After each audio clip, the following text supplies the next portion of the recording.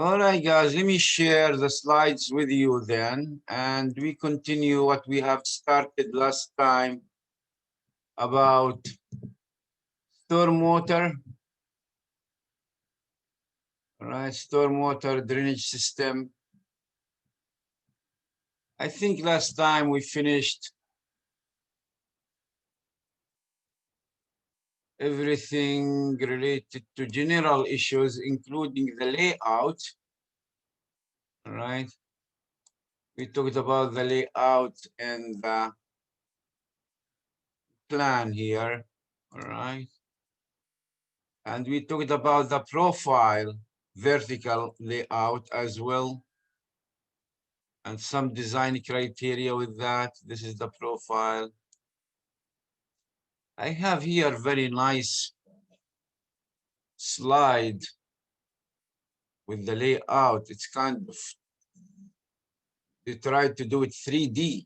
Let me try to share this with you. You see there's some ideas in it. Here it is.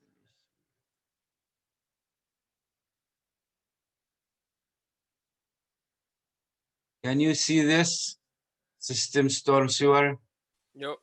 in this drawing Yeah, we see it. now? Yeah, we see it. We're good. Okay, look here. You have a street, roadway, right? And the arrows here, this is kind of watershed. This is the crown of the road. So water goes to the right side and left side. And here are the inlets. See? Inlets. And see the inlets are connected, the dashed lines, with some kind of a storm sewer line. These connect from somewhere here. And you have here some kind of shopping center, and you have a parking lot. And also here you have, sorry, not manholes, inlets, again, inlets. So each inlet gonna serve some kind of area. Let's say this is gonna serve this one, all right? This area, this is the area that goes into the rational equation to calculate Q that goes to the inlet. However, the inlet has its own capacity. We'll talk about this now and see how we calculate that. The interception capacity. Okay, so this is kind of drawing schematic shows you. Then everything is collected through these inlets, through pipes beneath the road and parking lot. Then everything comes to the some main, maybe these are laterals if you wish. These are main, all right, the mains. And the mains are connected together in larger ones, right? In the, look here what they are trying to tell you. There is a difference between manholes and inlets, all right? Inlets are not manholes. Manholes are different. Manholes are not intended to capture or receive the storm water from the streets or from the surface of the ground. They are intended here to connect the sewers, right? Connect the sewers, and for different reasons, you know, maintenance is also one of them. So whenever there is a change in the direction of the sewer, whenever there is a change in the elevation of sewer, right, you need to install a manhole here. So, and they are also spaced. We will see the spacing between them, 500 feet, 600 feet, and so on. All right. So they are connected here with these manholes, as you see from different places, sewers come together. All right. Here they are trying to make a divergent structure to take it to a detention pond. All right. So they are collecting water from here and taking everything to the detention pond. All right. This is a good idea. Store it here until the storm passes. Then you can release it again back to the water body. This is a receiving waters. All right. Receiving waters. The overflow goes here. However, it looks like here the author wants to tell you that sometimes you can treat it. Okay? We don't treat water in United States, in all countries, you know, except few places. They use storm water after treatment for other purposes. In other words, they recycle it, right? And this is a good practice in Australia, for example. They are leading, right? They are leading in that practice, right? Why you need to treat it? Well, it depends, you know. Um, Stormwater is relatively clean if you compare it with wastewater, right? The impurities or pollutants that uh, come into the stormwater, mainly things that are on the streets, right? Or on the ground surface, right? There are maybe some chemicals that might be there because, you know, we use different kind of chemicals, our cars, and, you know, when we wash our cars on driving ways and so on, we use fertilizers, we use insecticides, you know, on our grasses and green spaces. So all these are pollutants that gonna be carried by the runoff, okay? But the level of pollution is minimal, if you want, if compared with wastewater. And here, the treatment will not be costly. This is a good thing about stormwater treatment. It will not be costly as with wastewater, right? Many places they collect it and they treat it and they use it for different uh, purposes, from irrigation to flushing toilets, by the way, instead of using clean water. Why you don't collect and treat a little bit the storm water and take it to the to houses and buildings where you can use it for at least to flush toilets, right? In other purposes, they use it for human consumption, right? This is what they do in Australia, for example. I think it's North Wales, no, that area. Some places in Southern California around LA, they have smaller projects where they also collect stormwater and they treat it, all right? But these are small scale ones, right? Let me find something here.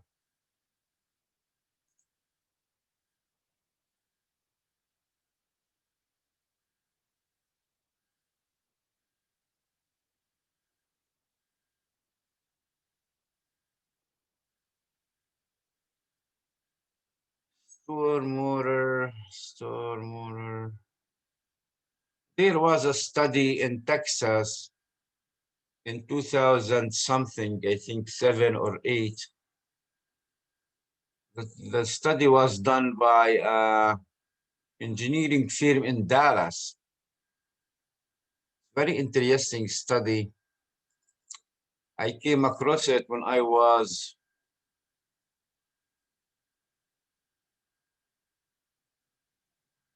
working on a research on recycling stormwater. Let me check, maybe this one. And in that report, they calculated or estimated the feasibility of recycling stormwater in different regions of Texas. Yeah, here it is.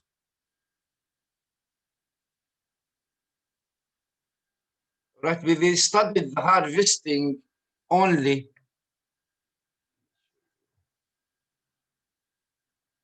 I will explain now the difference because you're gonna do this down the road. Here is the report. Well, it's 2010 actually, not 7. I'm sorry. Alan Plummer Associates in Fort Worth, Texas. And can you see the report? Yes.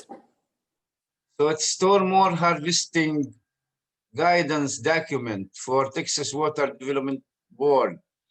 And it's a huge report here. They divided Texas into regions and they studied each region separately, all right? And they give their guidance for each of them. Just 1 second, I'm gonna see if I can get one of these maps.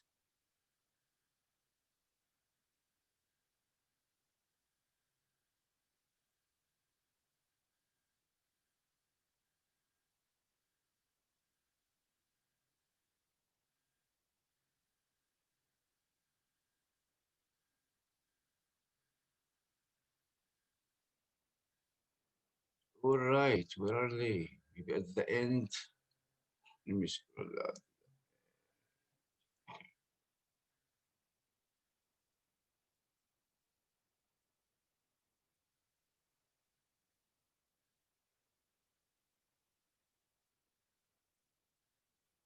So it depends on the region. Some regions, it's really feasible to treat stormwater in Texas, right?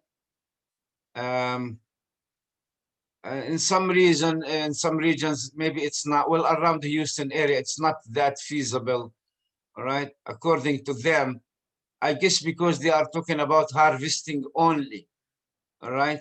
Not full treatment, okay? The difference between them is when you talk harvesting, you are talking about collecting stormwater, let's say from the roofs, right? Gutters and so on. They are not talking about here mainly collecting the water from the streets, then take it to a treatment plant. So it's kind of a small scale treatment they are talking about. See here the regions, right? Different regions have different rating for feasibility. I think Houston region was not that feasible according to them, okay? But actually, when you look at the amount of water on the streets in Houston from stormwater, you will see actually you have too much water in the streets. So it's feasible actually to use it, right? That's on the north, I guess. So here is the map, all right? So this is how they divided it. Okay. I think we are in the H region here, if I'm not wrong. Some areas, some places, right around the valley, then go to the west. I think it's feasible to do that for stormwater harvesting. We don't do harvesting much, stormwater, all right? The issue with the stormwater is deals with federal and state legislation. What we consider stormwater, what belongs to the government, and what belongs to people or companies. You know, can you collect stormwater? Do you have the right to collect stormwater from streets? Silly question, but it is really a $1 million question. What's considered belongs to the government that you cannot touch without permission, and what belongs to the public that you can take, you know?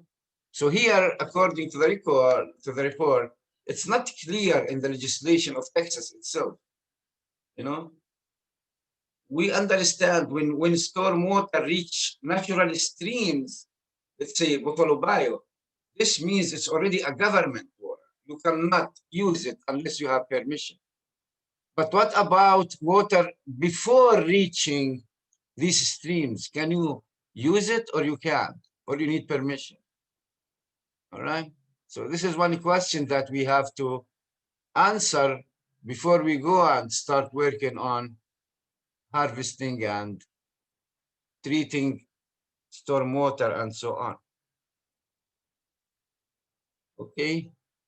And feasibility is important here, right? Everything is considered in this report. Okay. It's very, very good report. I think it's unique one. I'm not sure what the board did with it. Was done in 2010. We are now 2020. Did they follow any guidance that was recommended here, or they just received the report and that's the end of the story? I'm not sure what happened after that.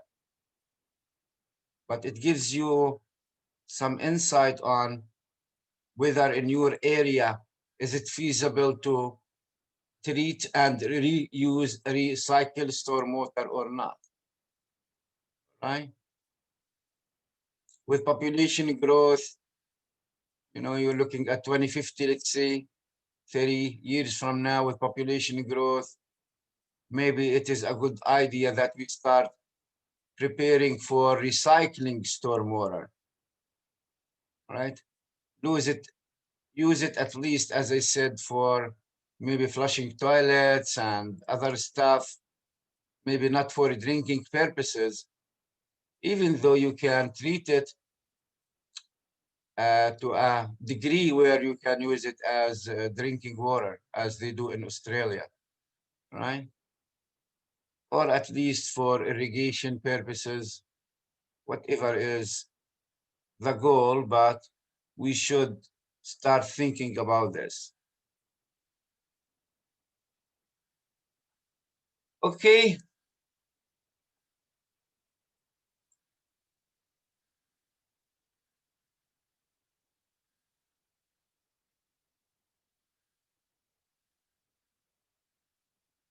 I forgot something.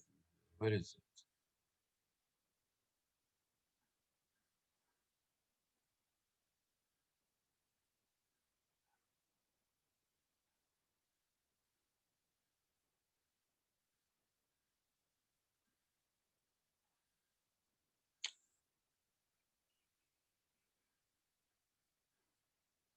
Oh, okay, here it is. I was looking for it.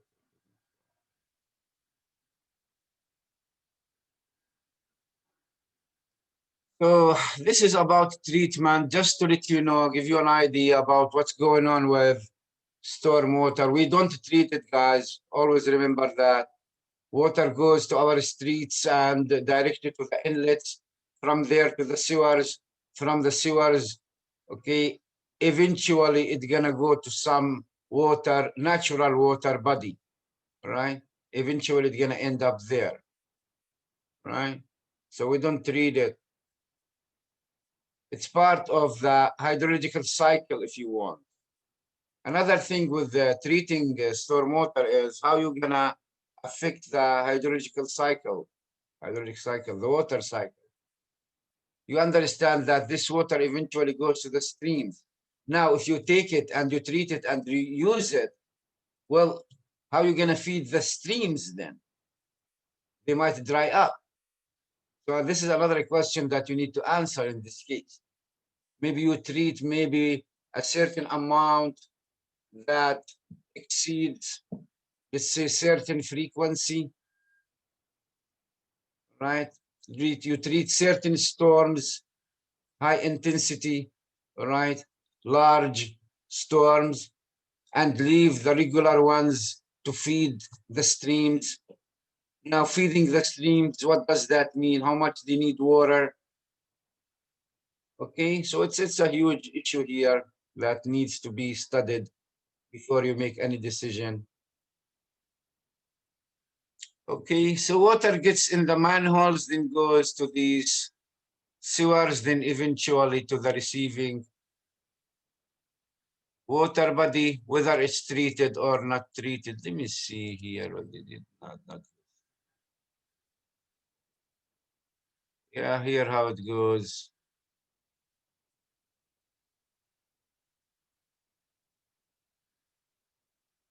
Tension pond, tension basin. Okay. Any questions so far?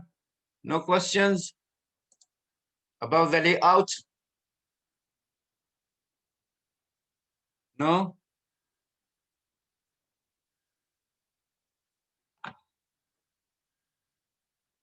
Okay, first thing that we need to calculate is what they call the spread, all right? Or the width sometimes. Let me try to drink coffee. 1 second.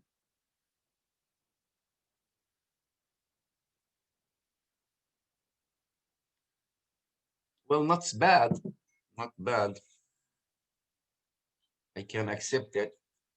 Still not the same taste, but it's okay. I haven't done that for 2 months, so you know what I mean, right? Okay, what do we mean by spread? Spread is the width of water in the street. In other words, if you have a curb, let's say this is the street, this is the crowd, okay, and you are going this direction, this is the curb, right? And here is the inlet, whether it's on the grade or it's in the curb. And this is from the other side. Okay, let me try to make it symmetrical. Oh, all right. This is the other curve, right? And let's say that it is 2-lane road, 2 lanes in each direction. Now, let's say that the water gonna be here. This is what we mean by the spread. All right. How deep, in other words, how deep in the street water gonna go? The spread, they call it T in the formulas. Maybe other formulas use another letter, all right? This is what we mean by the spread, all right? How deep inside the street the water is allowed to go, is allowed. This is your task as a designer. You don't need to interrupt the traffic. This is first. Second, safety of passengers in the traffic. Third, hydroplanning, as we said last time, all right? So this is the width of the ponded roadway. This is ponded roadway. This is water. Similarly, from the other side, okay? And this is the maximum depth here, y. So you have y, the depth, and t, the spread or the width, okay? And we're gonna look now at some examples, sorry, some regulations. We'll look at Houston Manual and others. Let me go to that guy. He had, I guess, a nice drawing or a nice picture of this. 1 second, please. Let me show you the other one. All right, here we go. Let me see. Can you see this? Yes. Are you with me or you are sleeping? Maybe you are sleeping there or just enjoying. Okay, can you see this picture now? Yes. Yeah, this is what we mean. That's all right, guys. Thank you. Well, I have a couple of guys who are awake. That's good. This is the inlet. You see this around, all right? It's kind of grate. We call it grate. We'll come to that, grate. And it's on the grade of the road. It's not on the side of the curb. And here in this example, this is the spread. See the red line? This is how deep it goes inside the street, right? This is what we mean by that. And it has a depth here, y, all right? Another picture maybe. Here, this is much better. With the formula, we'll come to the formula anyway. Stop. This is very important picture. You understand the formula now quickly. Look, this is what we call gutter. See, when this is kind of a small valley, if you want, all right? It goes along the street with the curb. This is where water gonna run, all right? This is the gutter here. You have two slopes. The longitudinal one, which is the slope of the road itself as you drive, as you go, and there is the transverse slope. This is the slope of the gutter here in this direction.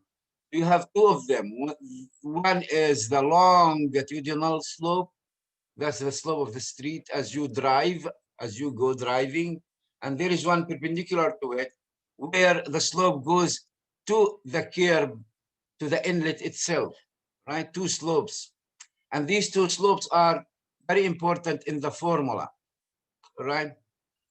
So this is the curb, this is the gutter here, and this is the inlet opening.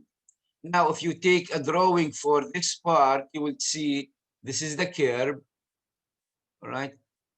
And this is the transverse slope. See, it slopes down, all right? So water can move across the street towards the inlet, all right? This is the spread that we talked about, and this is the depth y, okay?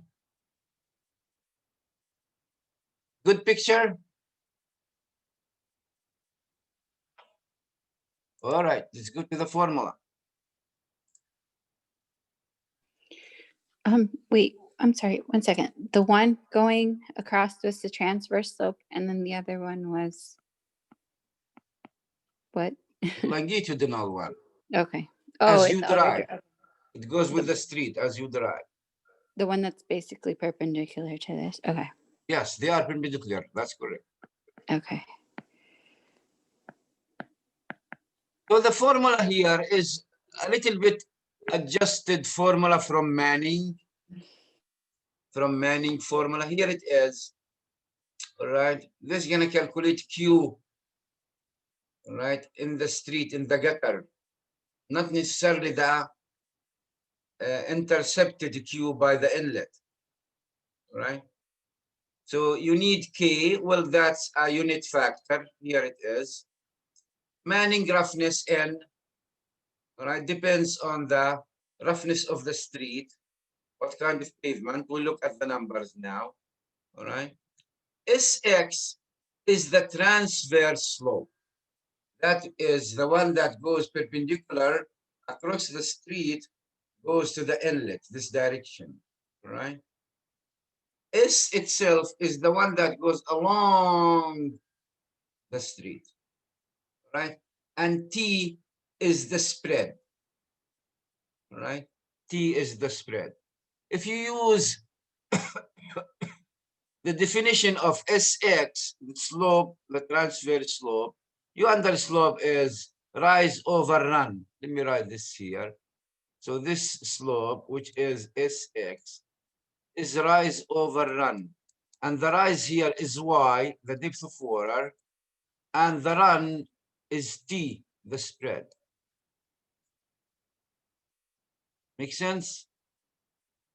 And in this case, you can just say from here that t equals y over Sx.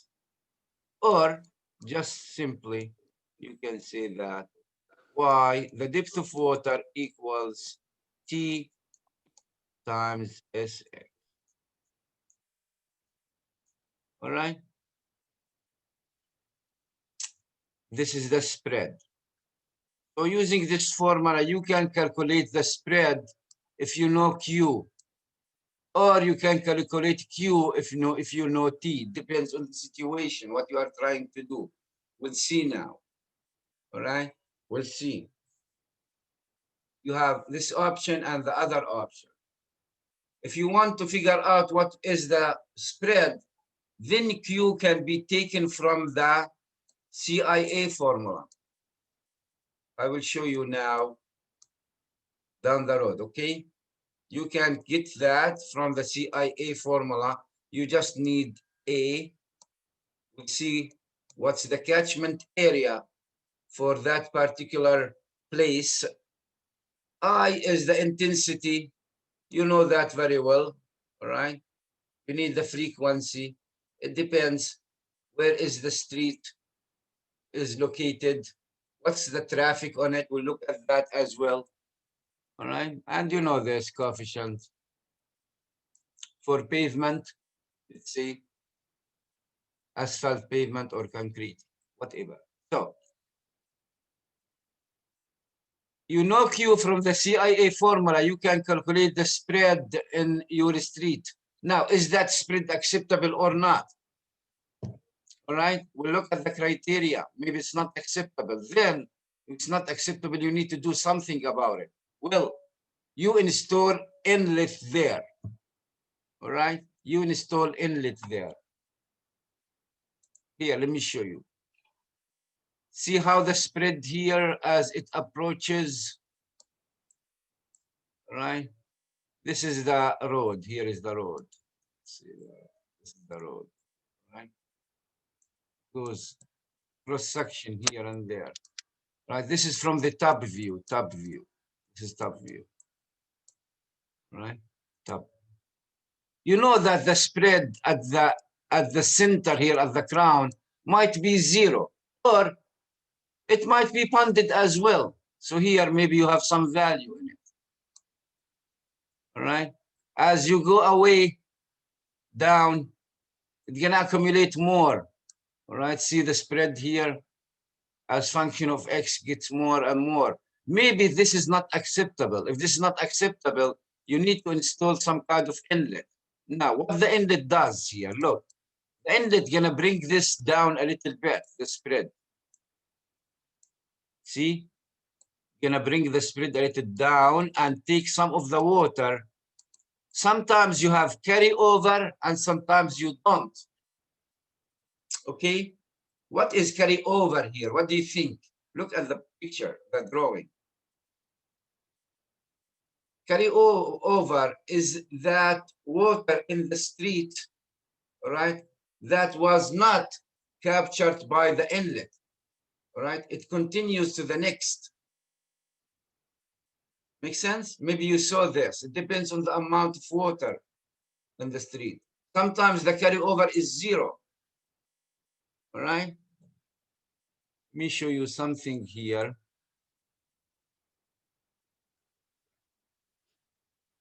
Maybe this explains more. Look, water is going in this direction because the slope is going this direction. All right. And it comes from here on this direction. All right. Let's look at this inlet here. This inlet and this inlet, they have a distance between them. Let's call it L2, as they did here. And the water in the street between this inlet and this inlet gonna go all to the downstream one. Here is the downstream one. So the area is served. Here is the area served. The other side, because it has the same story, all right? So the other side is served by the other inlets as well. So forget about the other side of the street. This is the crown of it. This is the middle of the street. Now, sometimes the catchment area goes beyond the street. It depends on the situation. Sometimes it goes beyond the street, sometimes it doesn't. It depends. So this is the area that we are talking about in the rational method formula.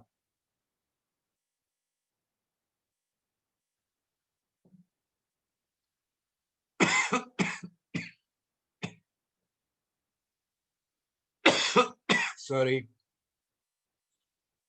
And look here. Some of the water is captured by this inlet, but part of it is carry over. The carryover is gonna join the second catchment area here, and gonna go to the other one here, all right? And same that comes from this direction. Some of it gonna be captured by this inlet, and some of it gonna be carried over. Right now, this catchment gonna capture the water that comes from the street and this street as well.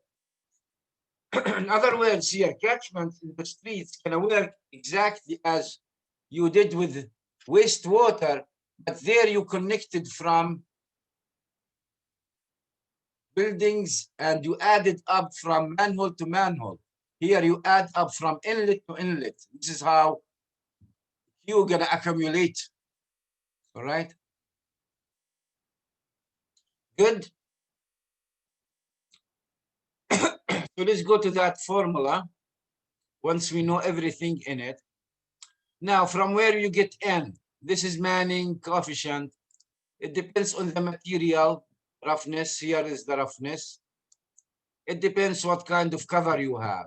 Asphalt, smooth or rough, concrete, smooth or rough, concrete, float or broom, whatever it is. All right. In Houston, I think most of the roads are concrete, rough maybe. All right, or smooth, depends. So it range around this number. Unless if it's asphalt, rough asphalt maybe. See, very close numbers, very close. All right. Now I, in the rational method, gonna depend on the frequency. Remember that, guys, when we work with CIA? Gonna depend on the frequency, some degree. Here are the frequencies of the design. This is just an example, design criteria, all right? U.S. Department of Transportation, Federal Highway Administration, all right? Maybe your city manual is different or county, so you do go there, depends on it. And what's good about this table, it also gives you the design spread, which is the allowed T allowed. All right, see, in many cases with how high volume streets, all right, with high volume streets, it is the shoulder plus 3 feet inside the shoulder. In other words, let's say that you have a highway. Did you take transportation design? Not yet. Oh, you didn't take transportation design, guys? You Not know yet. that. You know that lanes, maximum 12 feet. That's for freeways, highways. You can go with a lane 11 as well. All right, 11. And you have shoulders here, shoulders. Shoulders depend here. You have a highway, you have a freeway. So this is the shoulder. So according to them, on these high volumes highways, you can flood the shoulder plus 3 feet inside.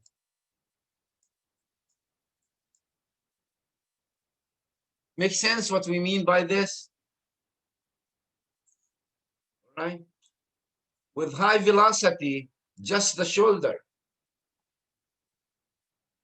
Make sense, the numbers or not? Why high velocity, just the shoulder?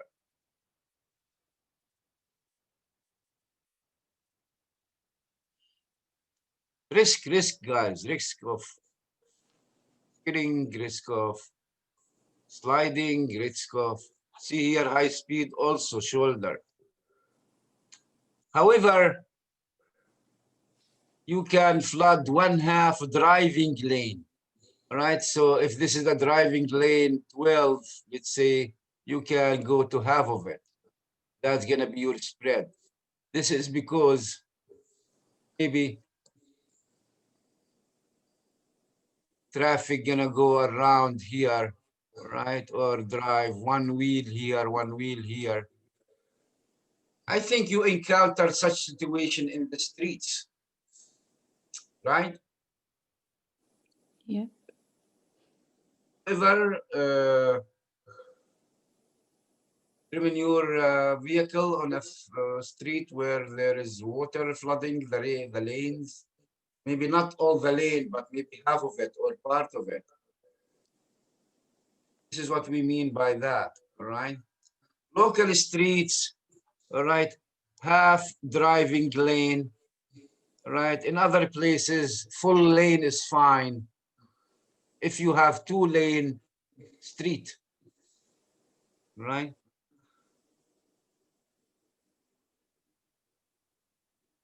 Transportation guidelines limiting funding to 1/2 the width, as I said, or the width of the outer lane if you have 2 or more lanes in each direction. In other words, let one lane, the outer one, be flooded so the drivers can use the second lane that is inside. All right.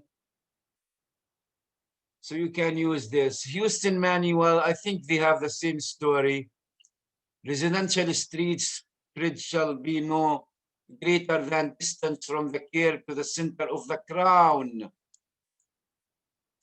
All right, it seems this is for one lane. All right, for 2 lanes, I think you need no greater than distance from the curb to the inside edge of the outer side lane. In other words, you can flood one lane and leave the other one. All right, and so on. So this criteria.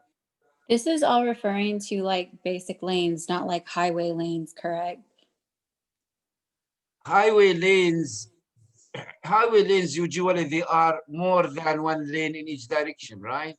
Correct. But So in that case, yeah, I think you have the right to, according to them,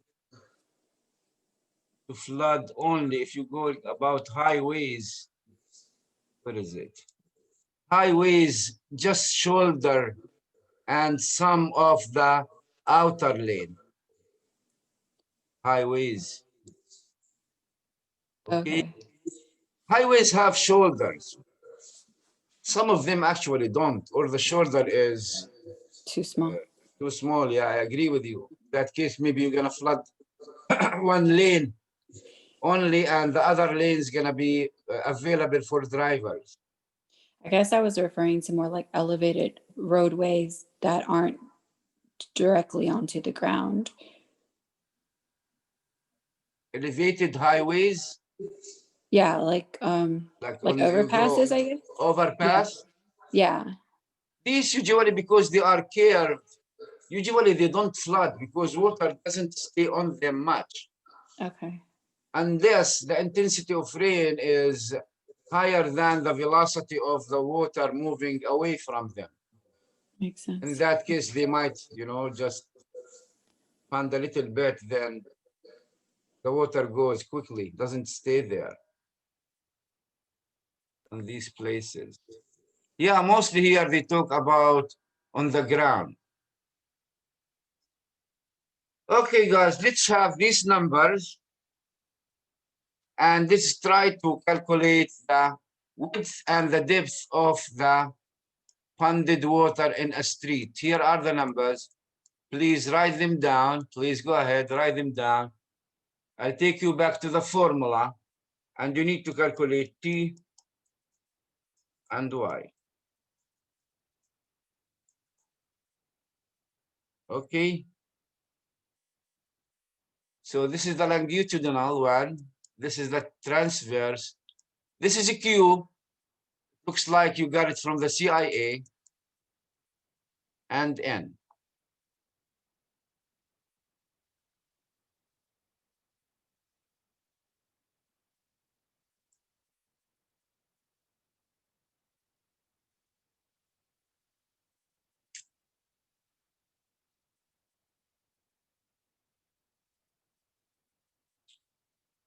Okay, here is the formula, guys. Please go ahead. Calculate it and share your answer in that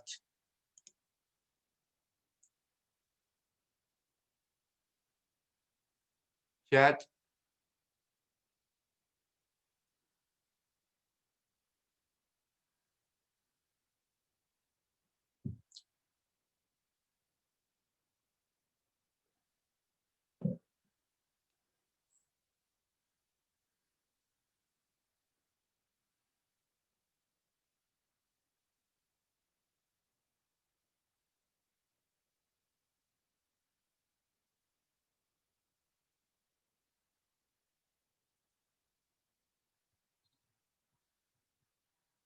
Okay, guys, let me see who's here.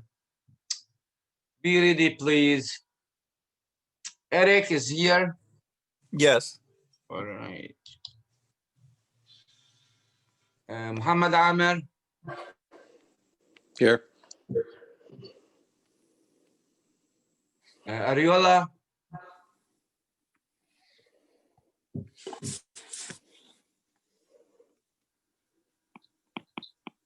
Ferdous. Yeah, I just came back from a meeting. Okay. Good. Thank you. Jalil. Here. Anna. Here. Kevin. You. Here. Osvaldo. I'm here.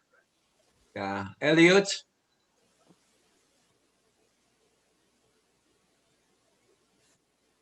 Michaela.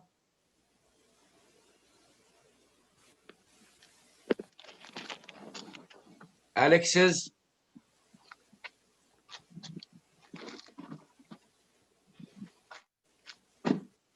Jose Enrique. Here. Sammy. I'm here, Professor. Ismail.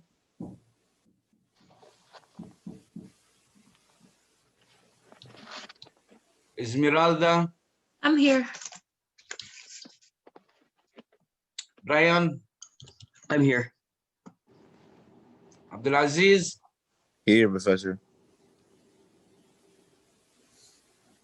Jasper.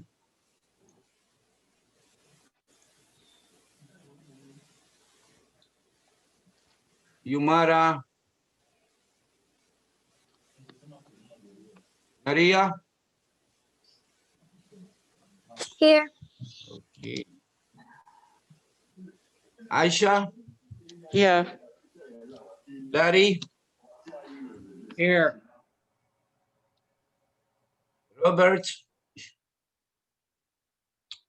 Maybe in the meeting still Robert. He's in a meeting. Yeah. Danny.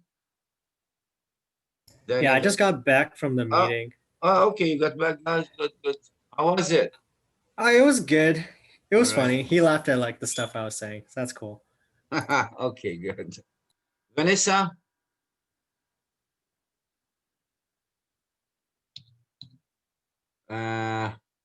Javier Vergara. Here. Kevin. Here. And Yukavinka in the meeting. I'm back. All right. Already? All right, good. Thank you. Okay, guys, do we have answers? I got a rather large number. I don't know if it's right. I got T is equal to 4.212. I got T equals 9.37. So I think I might have done some. I got that too. How much you got? 9.37. Oh, you got 37?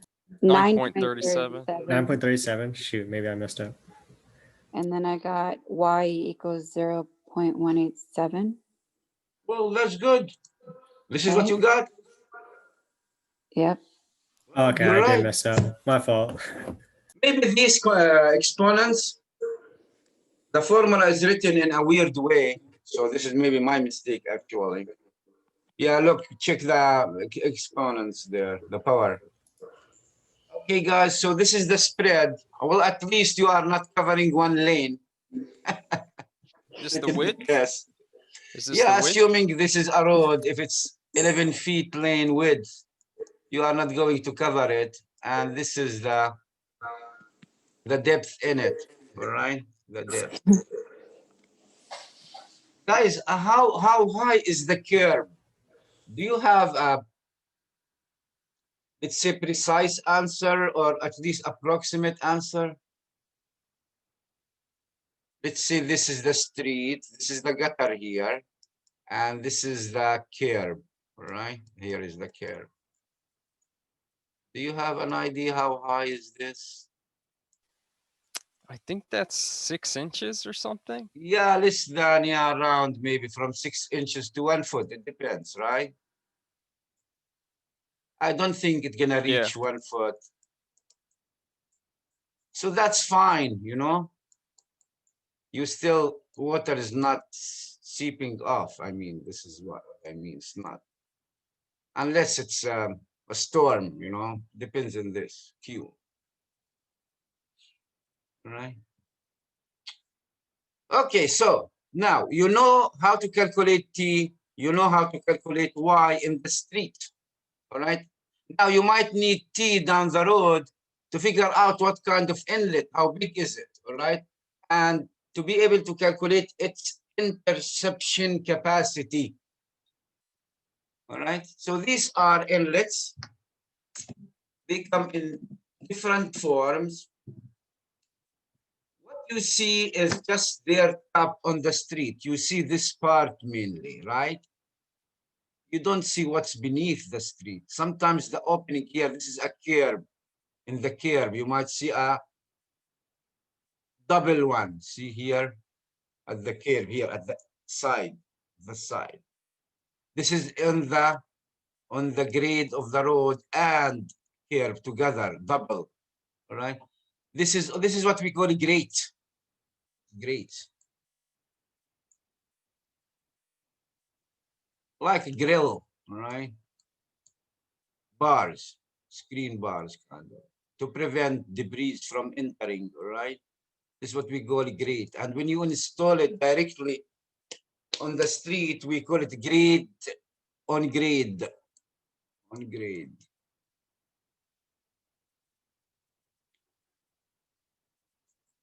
All right. Sometimes it is just a curb, which is in the curb. See, the opening is in the curb here. Here is the opening. So water flows from here and sometimes gets intercepted from here and goes to side inside. Right side. Sometimes it's a combination of both.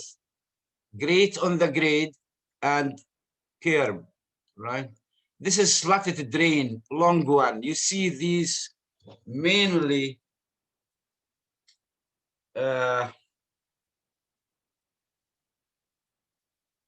when the feeder enters the highway, right? When you get from the feeder and you want to enter the highway, what is the acceleration zone? Now, because the highway elevation is higher than the feeder, right? In that area where they're gonna meet, you will see this actually goes along. Let's say this is the highway, right? And this is the feeder comes from here. You are trying to enter, right? You are trying to enter the highway. And this elevation here is lower than the elevation in the highway. You might see them here installed. They are long, narrow openings. Have you ever seen such thing? Yeah. Yeah, these help water to be intercepted here from high elevation, not to go down to the feeder and flood it. Right? They are installed there, you know, plus what you have here for sure at the curve and here at the curve. Right? This is gonna capture the upstream capture, and this is gonna capture everything goes down here. Okay, so different types. Location. All right, location is very important. First, according to City of Houston manual, at low points, this is a must. If you have a street that is going all this direction, then it goes all that direction here. This is a profile. See here, this is a valley, low point. Do you need inlet here or not? Yes, you need inlet here, no question about it. Otherwise, this area gonna be vulnerable for flooding. And you might need more than one. It depends on the location of that place. You might need ones at the curb, and you might need one at the bottom on the street itself. All right, valley, they call it valley one. All right.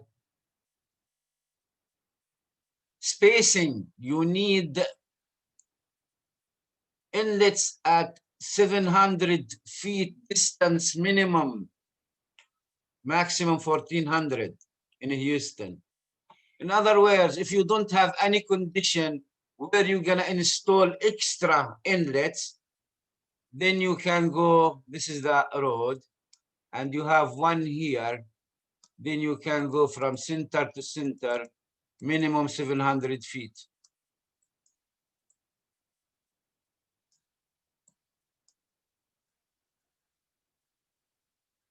This is what you see in residential areas where you live in neighborhoods, actually. You will see that the installed maybe, the spacing is about 700 feet distance, but not more than 400 feet. Okay. The location here is a good example how to do that.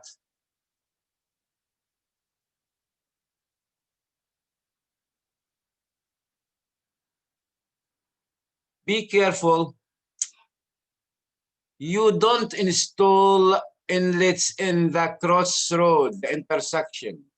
This is the intersection, right? Manholes, sorry, not manholes. Inlets should be installed before you get the intersection. So if water is moving this direction, you must put the inlets before the intersection. So water gonna be captured here before entering the intersection. You don't need to flood it, in other words.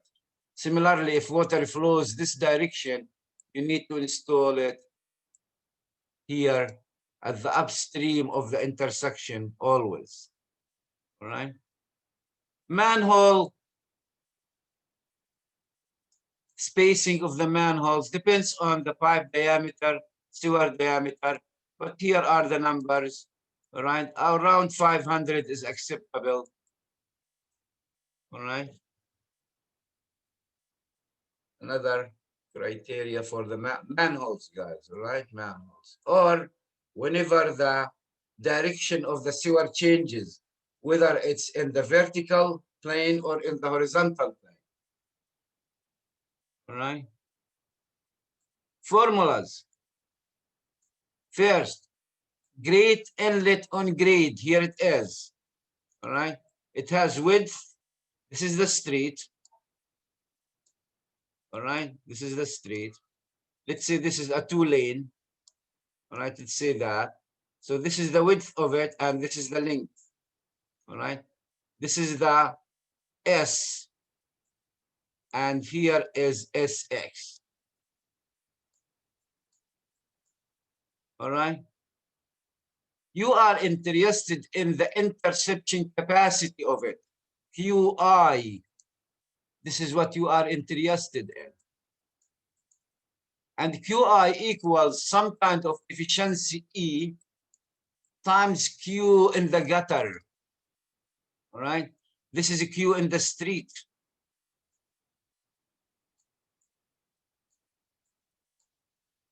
This Q might be calculated from the previous formula. All right. From previous formula, you can calculate that Q. From the spread formula, you assign some kind of T according to the norms. Let's say half lane. All right. And according to your transportation or highway design, your lane is 11 feet. Let's say that. So this must be 5.5 T. All right. Now this 5.5 is where you take it and you put it here. And you calculate Q in the gutter, right? The spread from the spread formula. Okay. You can do that. So you need the efficiency times Q. Okay. The efficiency times Q. Now, another thing that you need to know about these inlets, there are two kinds of flow. Storm water flows into them either frontal or side. Frontal is the one that is perpendicular to its width. See, this is the width. So let's say that water is flowing this direction. Water is coming this direction, right? Storm water, runoff. So water that is going perpendicular to the width is your QW here, they call it W width frontal. And also water is flowing this direction as well. However, this one can be captured from the side. See, from the side, goes from the side inside. So this is kind of QS. All right, QS. Now, each of them has its own efficiency. So E naught is the frontal efficiency, and it equals Q side divided by, sorry, Q frontal divided by Q. All right. And we understand that Q here in this case, all right, sorry, QS, I'm sorry.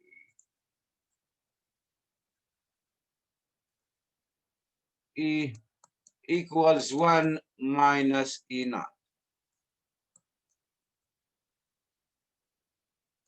All right. So you need that. That's E naught, not E naught. That's what we're gonna call this. The other E, the other E. ES, call it ES, side, right, side. Now you need E. E can be calculated through this formula, right? E naught, here it is. We have no problem with that. Now, you need two ratios, frontal ratio and side ratio. R stands for ratio. Frontal RF and RS. Why you need them? Because water gets inside the inlet from two directions, from the front and from the side, okay? And to calculate them, here are two formulas, and the formulas depend on the velocities of the flow in the gutter, V, and V splash, they call it. The velocity at the takeover here, velocity at the takeover, V naught, two velocities, right? Two velocities. You don't need this. This is a little bit complicated situation. So it's better if you work with the graphs, all right? The first one for RF and the second one for RS. Quickly, here is the one for RF, the frontal, okay? What you need to know is what kind of inlet you have. Here are different kinds of inlets, all right? The one that we are going to work with is the reticulin one. Reticulin means, are you familiar with this word? No. All right, thank you.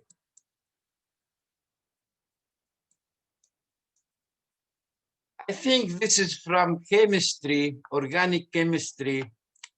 You see sometimes organic chemistry things are connected, I think, this way. You see that a lot in chemistry, organic chemistry. All right, bonds, chemical bonds. This is what they mean by that. In other words, it's this shape. This shape. This is what they mean by that. Let me see.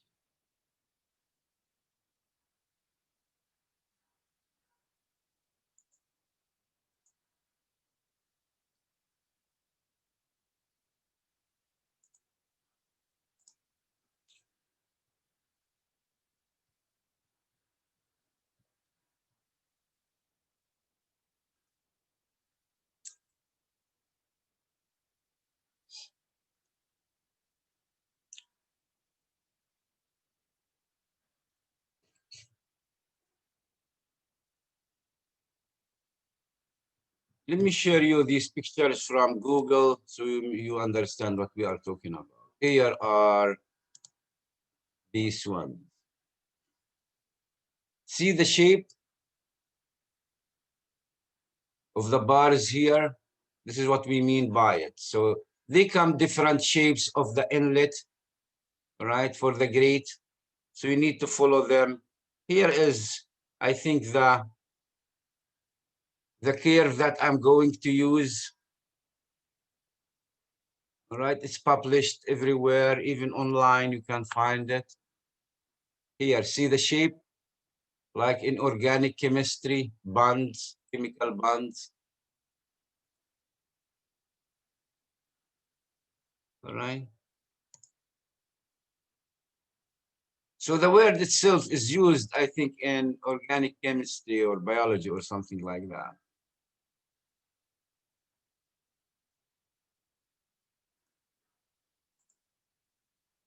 Okay, so let's go back to the curve and figure out how you get that. Here are the numbers for that RF. So you start with the length of the grate, L, all right? So the inlet has W and L. You start with L, all right? Let's say 3. Then you go to the inlet type that you have. Let's say rectangular here. From there, you move to velocity in the gutter. Let's say 8. And from there, you move down and you find RF. Okay. Let's try RF for this example that we have.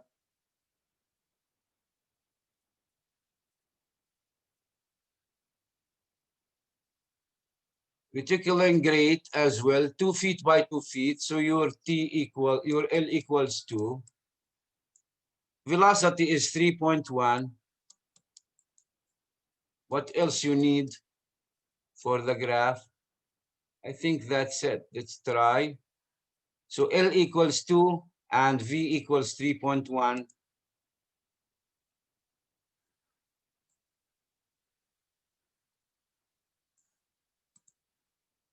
Here is 2. You go from here, this type, and keep going until you get the velocity.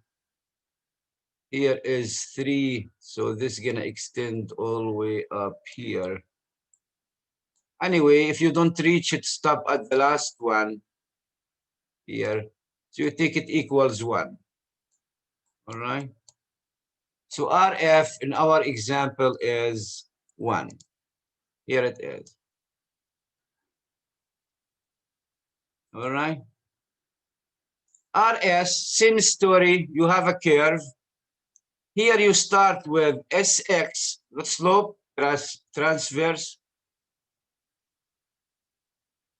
So in this case, it's 0.025. Here it is.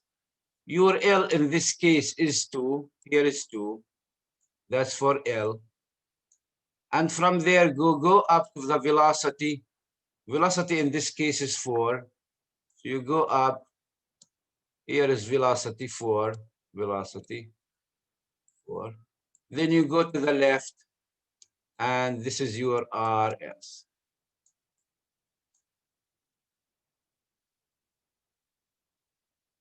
Okay. For our example,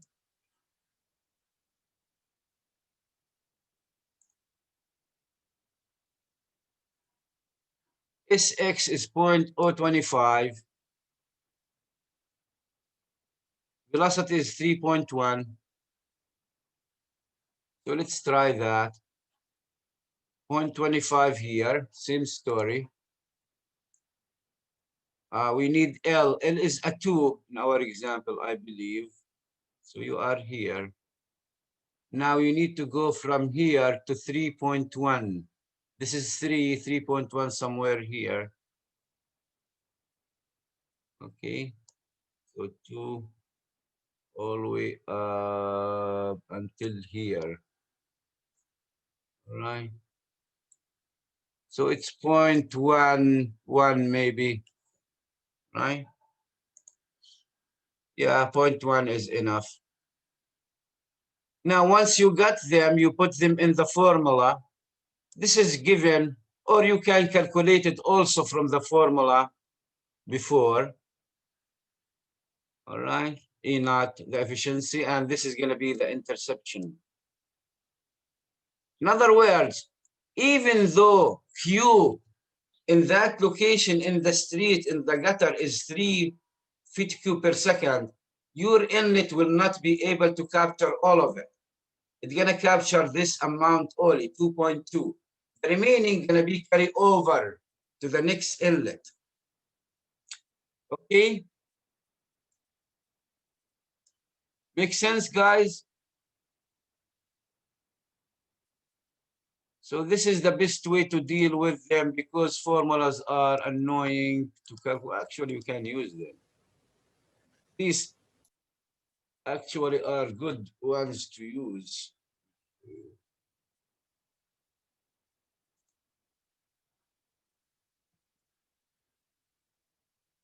You see this here?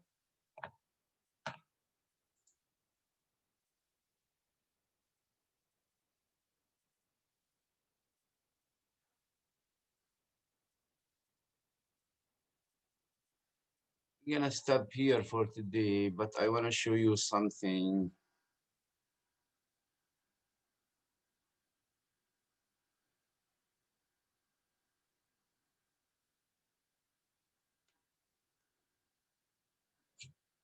See this textbook? Yep. It's not a textbook, actually, it's a reference. This is the best I ever seen for stormwater management. It has everything in it. It's 1,100 pages. All kind of cares, monographs, all right, charts, anything that is related to stormwater calculation is here. You can find it in this textbook. All right. So if it happens that you're going to work with stormwater management in the future, I recommend that you ask your company to buy this textbook. I think they have it, right? Most engineers use it. So these curves are from this textbook as well. Okay. All right, guys, let's stop here. Then we'll continue next time. Wednesday, we have to finish this. We need just to look at how you calculate spacing between them and how you design the sewer itself. And that's it. This is going to be the end of stormwater. We might look at some best practices, right? This is also a good thing to have with stormwater management. All right, guys, if you don't have questions, then we can stop here and you enjoy the rest of your day. Sounds Thank good. you. All right. Have Have a good day. fun. You too. Thank you, Thank you. Professor. Take care.